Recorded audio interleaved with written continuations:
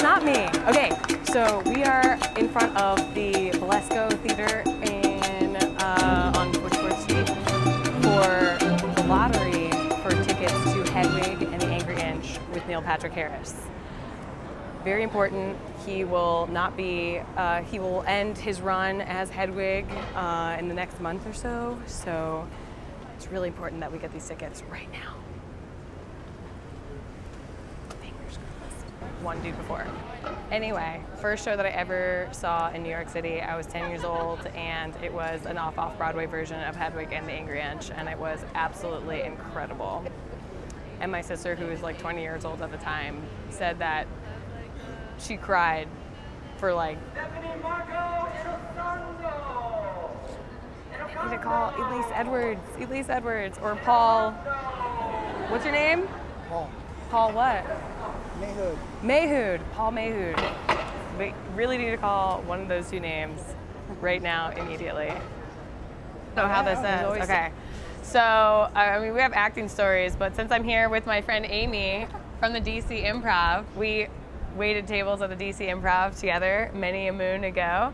And so for instance, my first show ever at the DC Improv was a John Witherspoon show.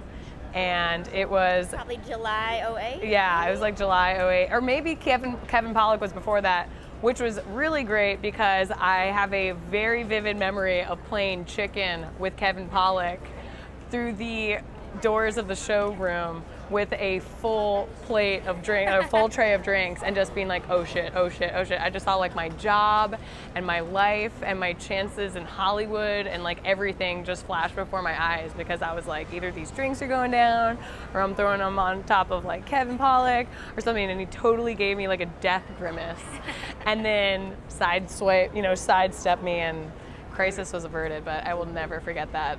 So then, after my National Treasure experience of 2 days freezing in the rain in a satin cocktail dress, I was like, I'm never doing background again. The only way I will do background is if I have absolutely nothing else to do. So that translated into like 3 years later, it's 2010, and I was back in DC, and they were shooting Salt, and so I was a background person in Salt, and they placed me right by, I think it was the Judiciary Square subway, metro station, whatever. And I was like, okay, here I am. I'm gonna let them set up the shot. And I bent down to tie my shoe. And someone walked right by me in a trench coat, and I looked up and I was like, gosh, that guy looked a lot like Liev Schreiber. So then I finished tying my shoe and I stand up, and then 20 seconds later, a very beautiful and very blonde Angelina Jolie walks by me and is like, nodding her head, put your hand up. And I was like, that was Angelina Jolie.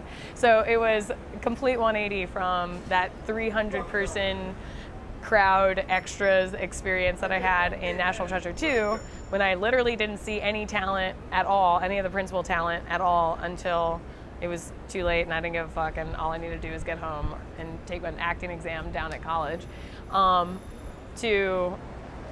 Literally that first time, the first take that we did for Salt, I actually accidentally got in Liev Schreiber's way, and so he actually had like a real obstacle to get past in order to keep his chase, after Agent Salt. So you're welcome, Liev. And by the way, I just watched Party Girl again for my first time in a very long time, and you're awesome.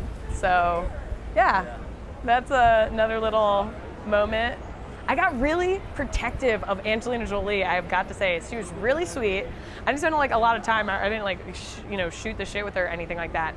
But after about 2 hours of shooting in the middle of downtown Washington, D.C., a crowd started to gather, and they were taking pictures, and they were just, at first she was very nice. Anytime that she had a moment, she would step away from the crowd so people could get like a clean picture of her, and in costume and stuff like that, and she was very gracious.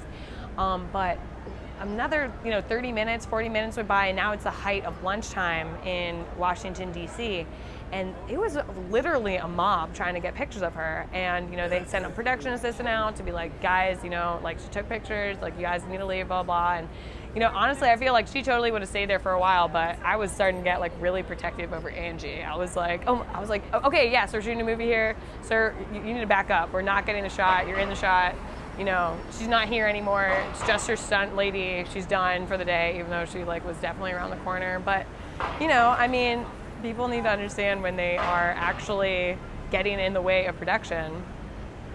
Like on Girls this one time, this guy with the longest lens, the biggest lens I've ever seen. And I definitely thought at first, because he didn't have this like huge, you know, like, what do you call that? Telescopic, I don't know, whatever lens. He didn't have it on his camera at first. So this guy, he was standing around very calmly. He was taking pictures very calmly. And so I thought he was the sets, you know, the still photographer for production. Then he puts on this massive fucking lens and he has this like henchman behind him, you know, like carting like all of this other crap with him and stuff. And then I noticed the first AD starting to be like, you know, do we have, can we lock up the set a little better? There's definitely this dude with, okay, sir, you can't, all right, okay, all right, just one picture. And it was just a fucking mess. They were trying to get a picture of Jennifer Williams, Allison Williams, there you go, Allison Williams on the set of Girls in Brooklyn probably a year ago.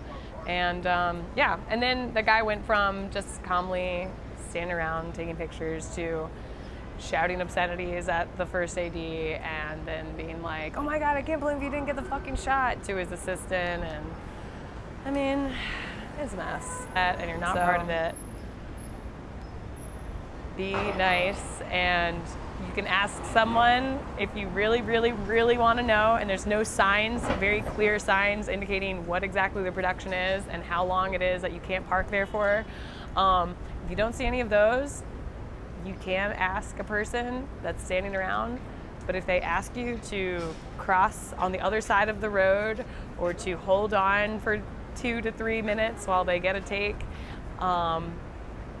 please comply, because, you know, it's a group effort and it's a team sport, this filmmaking, movie making, television, and, you know, all the elements are only there for like just a few moments all at once, a lot of the time. So if you can also be part of the movie making experience by complying, per se, that would be really awesome. And you can definitely give yourself a pat on the back and consider yourself an uncredited member of the crew.